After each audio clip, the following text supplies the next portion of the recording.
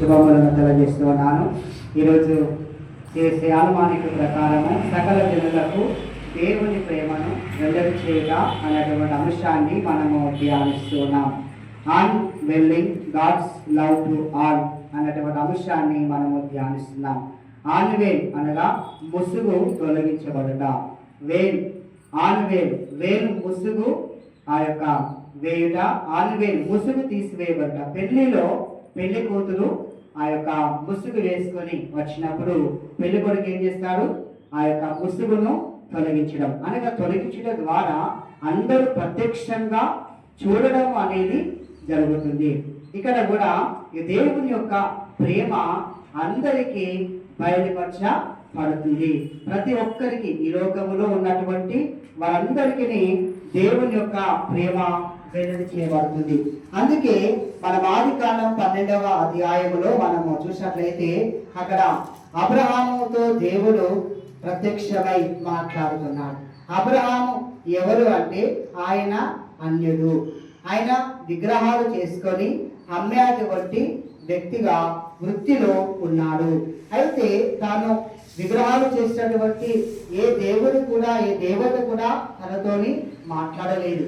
కానీ ఏ రూపము మరి ఏది కూడా ఎరగనటువంటి ఆ యొక్క యెహోవా దేవుడు ప్రత్యక్షమై మాట్లాడినప్పుడు దేవుని యొక్క స్వరాన్ని ఆయన విని ఆలకించి ఆయన నిజమైనటువంటి దేవుడు అని చెప్పేసి ఆయన నమ్ముకున్నాడు.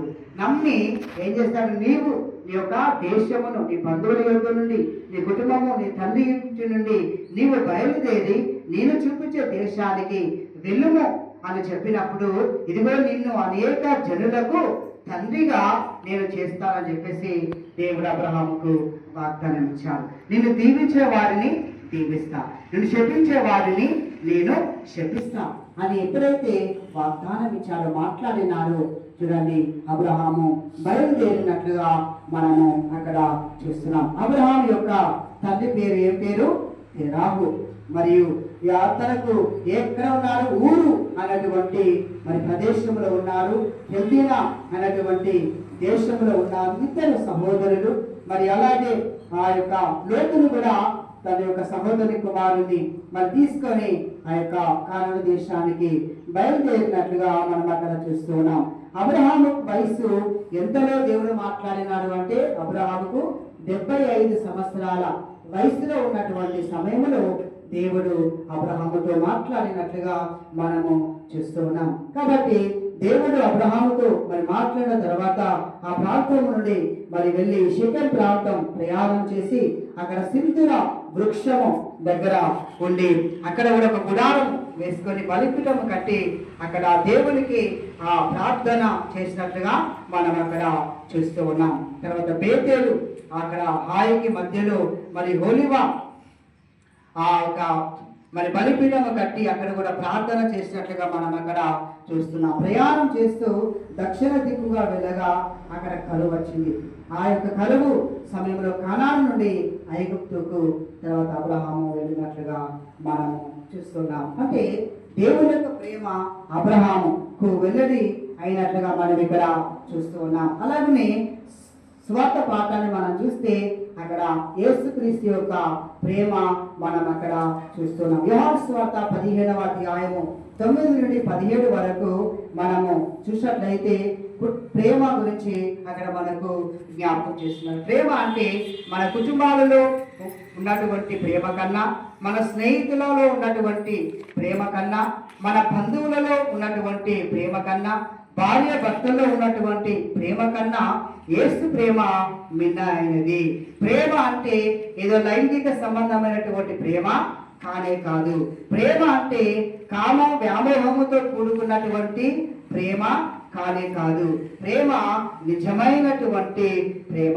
ఈ నిజమైనటువంటి ప్రేమకు యేసు ప్రభువు తన యొక్క శిష్యులను ఆహ్వానాన్ని పలుకుతూ ఉన్నాడు.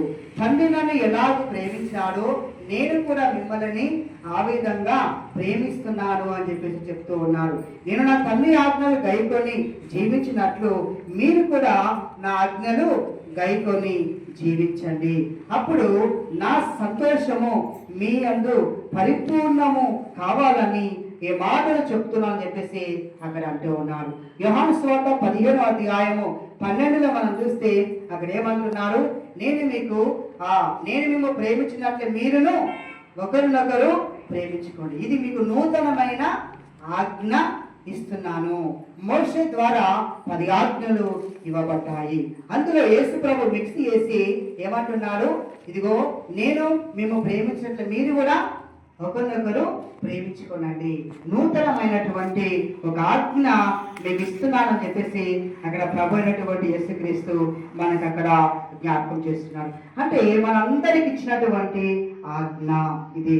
అంటే క్రీస్తు ప్రేమ ఎంత గొప్పదంటే మనం ఎపిసోడ్కి రాసిన లేక 3వ అధ్యాయం 18-19 చూస్తే క్రీస్తు ప్రేమ ఎంత దీర్ఘమో, యేసు ప్రేమ ఎంత విశాలమైనది, యేసు ప్రేమ చాలా దీర్ఘమైనది, యేసు ప్రేమ ఎంతో ఉన్నతమైనది, యేసు ప్రేమ ఎంతో గాఢమైనది. కాబట్టి యేసు ప్రేమలో ఏం కనిపిస్తుంది? కరుణ, జాలి, దయ కనిపిస్తూ ఉంది. యేసు ప్రేమ చివరి వరకు ఉండేటువంటి ప్రేమ. మనుషుల ప్రేమ కొన్ని రోజుల వరకే ఉంటుంది, కానీ యేసయ్య ప్రేమ చివరి వరకు, తన శిష్యులను చివరి వరకు ప్రేమించాడు. యోహాను సువార్త 13వ అధ్యాయము 1వ వచనాన్ని మనం చూస్తే చివరి వరకు యేసు శిష్యులను ప్రేమించినట్లుగా మనము చూస్తూ ఉన్నాం. కనుక యోహాను సువార్త 15వ అధ్యాయము 13లో చూస్తే స్నేహితుల కొరకు ప్రాణం పెట్టు వారి కంటే ఎక్కువ ప్రేమ గలవాడు ఎవడునూ లేడు. అంటే ప్రేమ ప్రాణమిచ్చేంత ప్రేమ, స్నేహితుల కొరకు ప్రాణమిచ్చేంత ప్రేమ ఈ లోకంలో ఎవరు కూడా ప్రేమించరు. యేసు మనల్ని ఎంతగా ప్రేమించాడంటే సిలువ మ్రాను వరకు ప్రాణమిచ్చేంతగా యేసుక్రీస్తు ప్రేమించాడు. అందుకే 1 యోహాను రాసిన పత్రిక 3వ అధ్యాయము 16లో మనం చూసినట్లయితే ఆయన మన నిమిత్తము ప్రాణం పెట్టెను అని చెప్పేసి అక్కడ వ్రాయబడి ఉంది. కనుక మన యొక్క ప్రేమ ఏ విధంగా ఉండాలి అనేది మనం చూస్తే 4 విషయాలు మనకు జ్ఞాపకం చేస్తూ ఉన్నారు. మొదటిగా మన ప్రేమ యథార్థంగా ఉండాలి. ఎలా ఉండాలి మన ప్రేమ? యథార్థంగా ఉండాలి. 1 యోహాను రాష్ట్ర పత్రిక 3వ అధ్యాయము 18 వచనం చూస్తే అక్కడ అంటూ ఉన్నాం. చదవండి. 1 యోహాను 3:18. చిన్నపిల్లలారా మాటతోను నాలుకతోను కాక క్రియలతోను సత్యముతోను ప్రేమింతము, ఇందు వలన మనము సత్య సంబంధులమని ఎరుగుదుము. దేవుడు మన హృదయము కంటే అధికుడై సమస్తమును ఎరిగినాడు. కనుక మన ప్రేమ ఎట్లా ఉండాలట? మాట చేత నాలుక చేత కాకుండా క్రియలతో కూడినదై ఉండాలి. సత్యము యథార్థత కలిగినటువంటి ప్రేమ, మోసము దేశము కపటము లేకుండా సత్యము యథార్థత అయినటువంటి క్రియలతో కూడినటువంటి ప్రేమయై ఉండాలి అని చెప్పేసి మనకు జ్ఞాపకం చేస్తున్నారు. అందుకే ఒకరి వ్యక్తి యొక్క మాటల బట్టి, వారి క్రియలను బట్టి వారు మనల్ని ప్రేమిస్తున్నారా, వారు మనల్ని ద్వేషిస్తున్నారా అనేది మనకు తెలిసిపోతూ ఉంది. ఇక రెండవదిగా మనం చూస్తే మన ప్రేమ ఎలా ఉండాలి అంటే మన ప్రేమ నిష్కపటమైనదై ఉండాలి. రోమలకు రాసిన లేఖ 12వ అధ్యాయము 9వ వచనాన్ని మనం చదువుకుందాం. రోమలకు రాసిన లేఖ 12వ అధ్యాయము 9వ వచనాన్ని మనం చదువుకుందాం. మీ ప్రేమ